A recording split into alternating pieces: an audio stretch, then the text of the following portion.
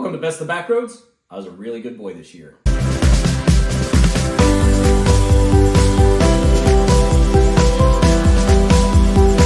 It's Christmas Day and I got a new helmet, but not only a new helmet, the new Exo-com system that is made for this AT-960 helmet.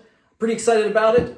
I've got all the kids' presents put together and they're playing upstairs. Now it's time to assemble my toy, and I thought I'd share the experience with you.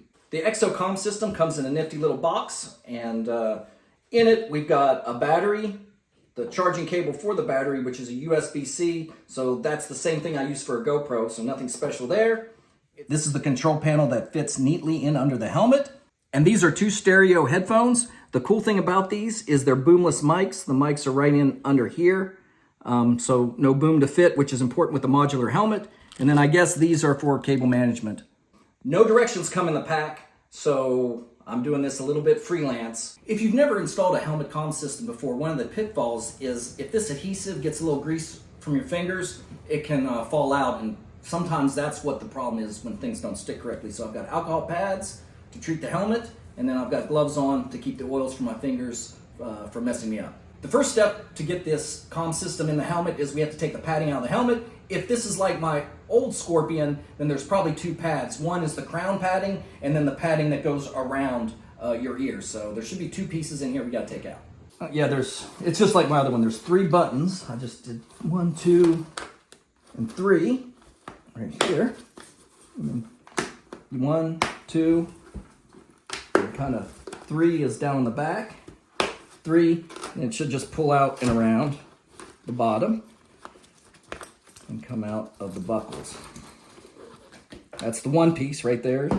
And then the second piece should be for the crown, but we'll have to take it out too, yeah. Yep, here we go. Let's see, it should just be two pieces. Yeah. Oh, it's in there nice and tight. But there's two for the crown. And then, there it goes. Perfect. Now that I've gotten a good look inside and I'm comfortable with what's going on, I'm gonna pop off the door right here. This is the cover that's on the stock helmet with no communication system. I'm gonna pop that off so we can mount this. This comes off just by depressing that button, and I'm actually gonna put a little screwdriver in there and just pop it off. There are two tabs down at the bottom. Don't break those tabs off. You kind of want to go gently when you pull it off. All right, that is the hole for the helmet. We're gonna feed these two ends down here. Don't take that off yet. It says 2 battery. If you can read that. I'm shaking a little bit. I had my cups of coffee. It says 2 battery. That will go to the battery here in a minute, but we're gonna feed that through.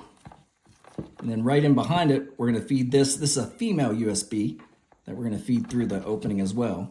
So we've got both through the opening. I'm just gonna pull the slack through. And then there's the 2 tabs at the bottom. So you place it down into those tabs, and then make sure you're in the tabs. And then I bet I just push it in for a click. Oh, that's a satisfying click.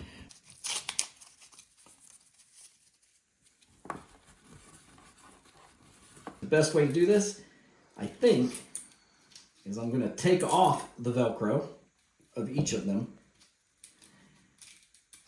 so I don't have to worry about adhesive placement. I just have to worry about Velcro placement when I get to putting the headphones in. And these are a perfect circle, so they should just fit right down in there. All right, I'm gonna peel this adhesive backing off. Oops. And it should just go right down in this, right around the hole there. All right, make sure it's there. That's all good. Now I'm gonna flip the helmet over. Repeat on the other side. Now that the adhesive's done, I'm gonna go ahead and take these gloves off. Okay, now that we've got the Velcro in, it's time to position the speakers. And there's 2 things to note when you're positioning the speakers. One, there's a short-sided cord. This will go on the side nearest the control in the helmet because it has less to go. And then this longer cord goes to the other side, the opposite side of the controller.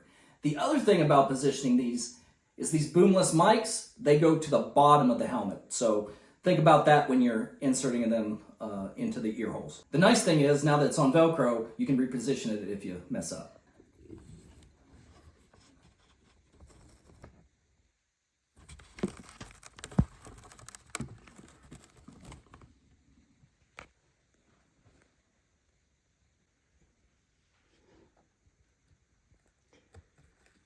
Now there's two wires here. This one is marked from the factory to battery. We're not going to worry about that one right yet.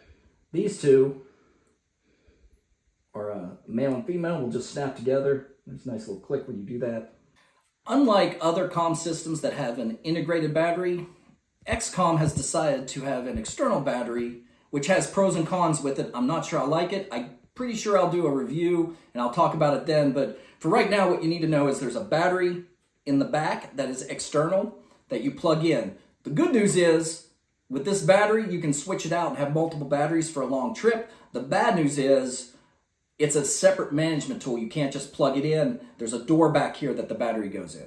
I'm going to put the battery in so then I can manage the cables with how the battery sits. And it's just a door on the back. Pops right open. And there's a slot right here. You put the helmet down. So you want to line up. Whoops. You like that. It clicks in. You want to make sure the USB is lined up with the door.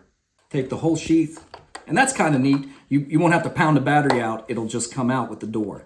So what I'm going to do is I'm going to tuck most of this. There's a little gap, I probably on purpose, right here. And I'm going to tuck as much of this cord right back into that gap as I can for right now.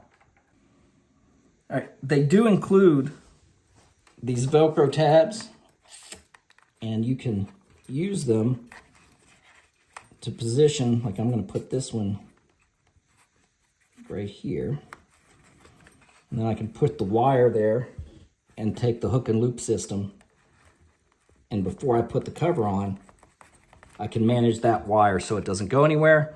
I'm going to do the same kind of here on the other side.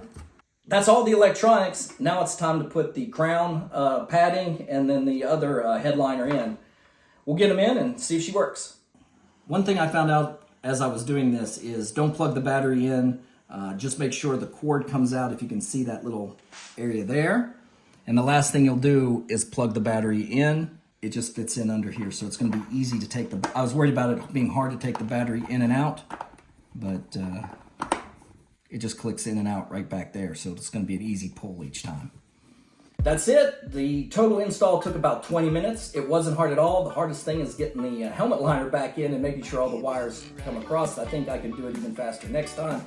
Makes a pretty nice looking package. It's really a slim profile. Be sure to like and subscribe. In upcoming videos, I'll be reviewing the AT-960 helmet, as well as the Exo-com communication system, and we'll see how it compares with the old tried and true AT-950 that I had for 4 or 5 years. I hope your Christmas was as fantastic as mine. Until next time, see you on the road. Named it at the moon. Whatever he was planning, either way, and be on the zone. Oh, my rocket, shot it